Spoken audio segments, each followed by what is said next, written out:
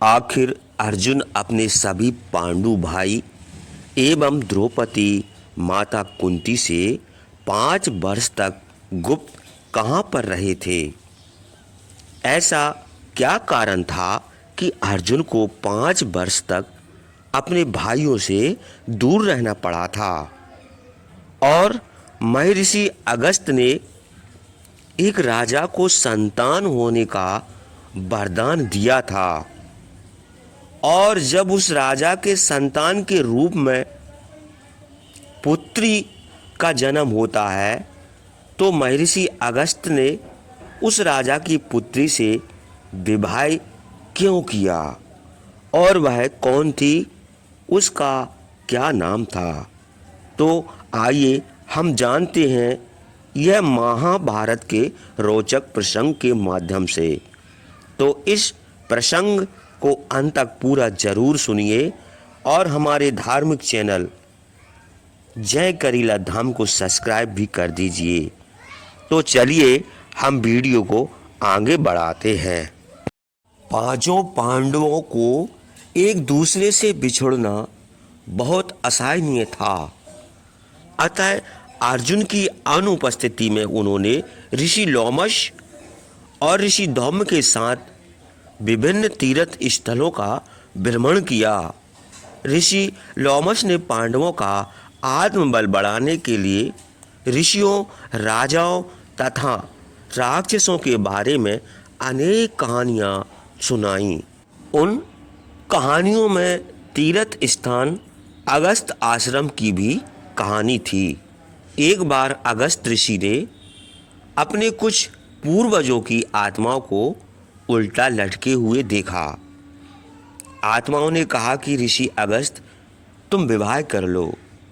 जब तुम्हारे पुत्र होगा तो वे सब जीवन और मृत्यु के चक्र से मुक्त हो जाएंगे। उसी समय विदर्भ के राजा पुत्र प्राप्ति का आशीर्वाद लेने के लिए ऋषि अगस्त के पास आए। ऋषि अगस्त ने कहा कि उन्हें संतान के रूप में एक पुत्री की प्राप्ति होगी, जिसका विवाह उनके साथ करना पड़ेगा। नियत समय पर राजा को संतान के रूप में एक पुत्री प्राप्त हुई। उसका नाम रखा गया लोपामुद्रा। जब लोपामुद्रा बड़ी हुई तो ऋषि अगस्त के साथ उसका विवाह कर दिया गया। विवाह के उपरांत महर्षि अगस्त को गृहस्थी संभालने में समस्या उत्पन्न होने लगी। लोपामुद्रा राजकुमारी थी, कम व्यय में रसोई चलाना उसके लिए संभव नहीं था, अतः उसने अगस्त से पर्याप्त धन लाने का अनुरोध किया। ऋषि अगस्त धन अर्जित करने का रास्ता तलाश करने लगे। वे इलवल नामक एक दैत्य के पास पहुंचे। इलवल दैत्य ने प्रसन्नतापूर्वक उन्हें मुंह मांगा धन दे दिया।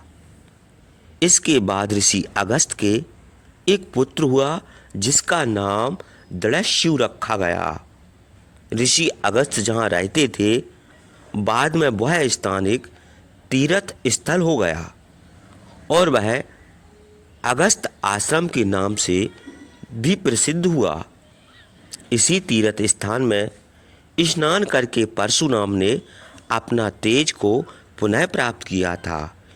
इसलिए हे युधिष्ठिर, आप यहाँ स्नान करके दुर्योधन द्वारा छीना गया अपना तेज पुनः प्राप्त कीजिए।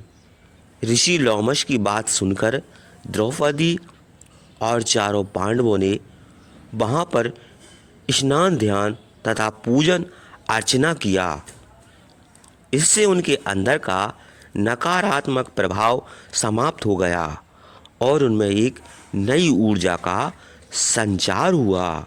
एक दिन चारों पांडव और द्रौपदी जंगल में घूम रहे थे।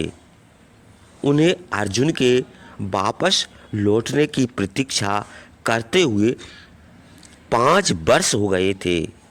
अचानक उन्होंने देखा कि इंद्र का रथ आकाश से नीचे उतर रहा है।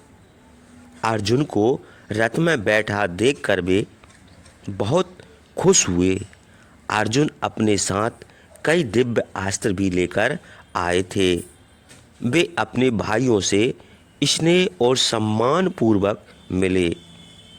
द्रौपदी ने उनका बहुत प्रसन्नता से स्वागत किया।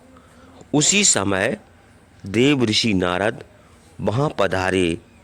सभी ने सादर उनकी आवभगत की। अर्जुन ने उन्हें दिव्य अस्त्रों के विषय में बताया। ऋषि नारद ने दिव्य अस्त्रों का उपयोग बड़ी सावधानी के साथ करने की सलाह दी।